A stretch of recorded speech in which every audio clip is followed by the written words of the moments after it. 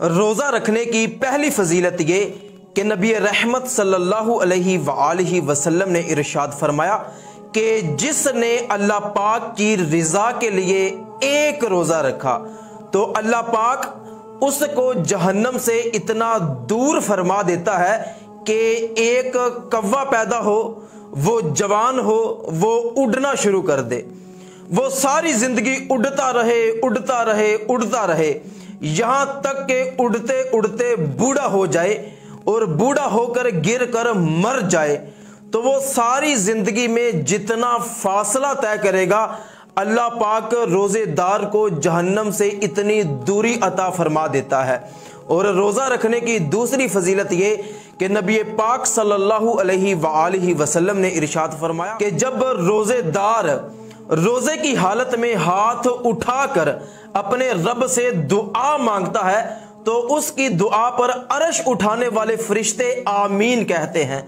سمندر میں رہنے والی مچھلیاں روزے دار کے لیے دعا کرتی ہیں۔ اور روزہ رکھنے کی تیسری فضیلت یہ کہ روزے دار جب افطار کے وقت اللہ پاک سے دعا مانگتا ہے تو اس کی وہ دعا کبھی بھی رد نہیں کی جاتی۔ اور روزہ رکھنے کی چوتھی فضیلت یہ کہ نبی پاک صلی اللہ علیہ وآلہ وسلم نے ارشاد فرمایا کہ روزے دار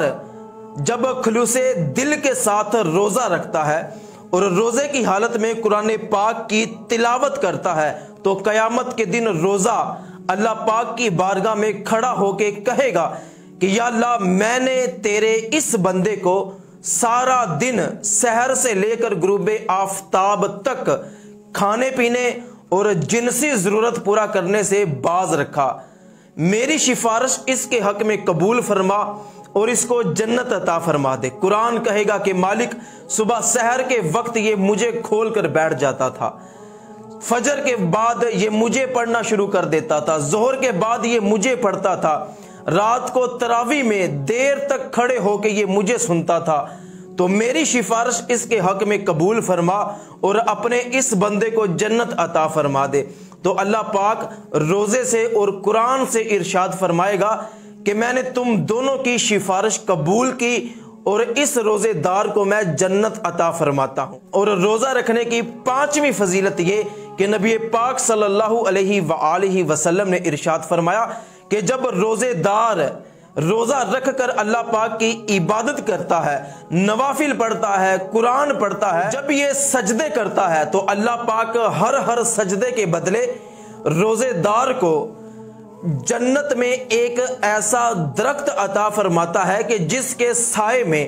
عربی نسل کا تیز ترین گھوڑا